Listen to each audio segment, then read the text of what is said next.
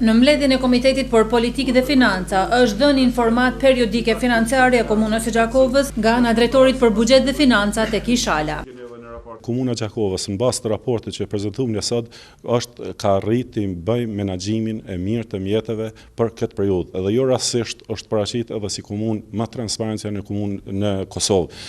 Ne sipas këtij raporti e shohim se Komuna Gjakovës ka ngrit hyrat vetanake në masën rreth 15%, çka do thotë se edhe me planifikim ne qëndrojmë mirë krahasu me planifikimin për shkak se mbi 85% e planit të planifikuar e kemi realizuar.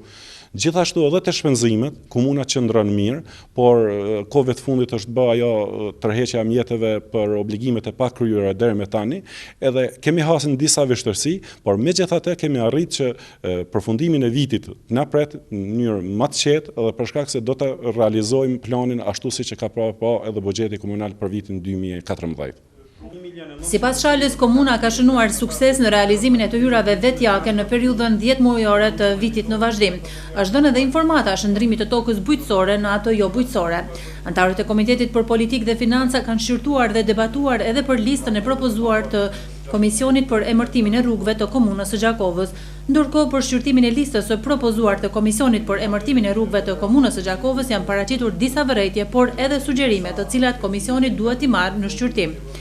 Ky komision nga prilli këtij viti e deri në fillim të këtij muaji ka përgatitur listën emërore të rrugëve dhe lokacioneve publike dhe janë emërtuar 956 lokacione publike, ndërsa janë shqyrtuar 71 vërejtje dhe janë bërë 150 ndryshime.